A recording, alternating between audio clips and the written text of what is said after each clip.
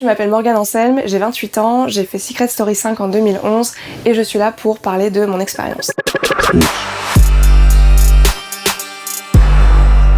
En fait, plus ça avançait dans le temps, plus je me rendais compte que en fait, les conditions de vie étaient quand même très bizarres et qu'on nous poussait vraiment dans nos retranchements physiques, psychologiques. On n'avait pas le droit d'avoir l'heure. On sait pas à quelle heure il est quand on se couche, quand on se lève, on sait pas combien de temps on dort. Et sachant qu'on n'avait pas l'heure, on avait quand même un four, donc on s'est dit mais en fait si on arrive à savoir l'heure qu'il est, on va régler l'heure du four. Dans la nuit, ils sont revenus dérégler l'heure parce qu'ils se sont rendus compte en fait qu'on avait réussi à savoir l'heure qu'il était. L'hygiène dans la maison, c'était très compliqué parce que voir des gens faire le ménage, c'est pas sexy, c'est pas glamour. Ils font en sorte qu'on n'ait pas beaucoup de matériel pour faire le ménage. On avait genre un balai, un torchon, deux gants Mappa qui ont été dégueux hyper vite, ce qui fait qu'il y avait des moments où on avait des cafards, où on avait des bestioles qui couraient par terre. Il y avait des femmes de ménage qui venaient, mais elles nettoyaient pas nos endroits à nous, elles nettoyaient les vitres des miroirs sans teint pour que ça se voit pas pour les caméras, et elles nettoyaient un peu le sol en gros. Il fallait pas que ça se voit à l'image, mais nous, si on vivait dans des trucs vraiment sales, c'était pas grave. Pareil pour les draps, on pouvait pas changer nos draps,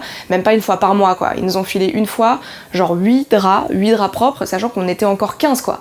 Donc va te battre aussi pour les draps.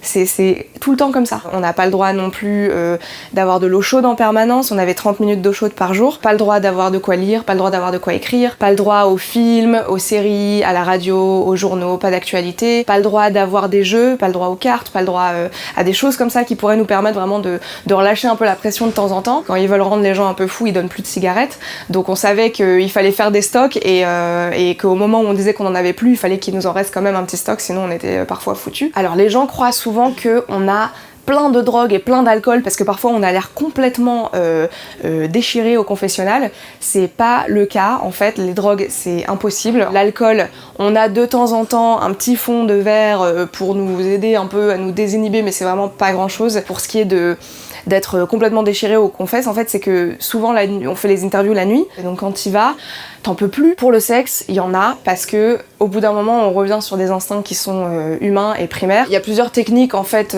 pour essayer d'avoir une relation intime avec quelqu'un sans que ce soit diffusé, parce que forcément on n'a pas envie que ce soit affiché en grand comme au cinéma. Il y en a qui disent que la meilleure stratégie c'est de faire ça le plus ouvertement possible parce qu'ils pourront pas diffuser des images comme ça, soit c'est sous la couette, un peu discrètement quoi. Quand on sort de 3 mois d'enfermement, ça a eu le temps de t'atteindre psychologiquement et physiquement. Moi j'étais épuisée, j'étais un peu choquée, j'étais déboussolée, j'avais perdu la notion du temps. Les 3 mois, ça m'a paru 1 an et demi quoi. Quand on sort, normalement on est suivi par la psychologue d'Endemol, mais moi après ça du coup j'avais plus confiance en personne de la production, et à part ça il n'y a aucun suivi.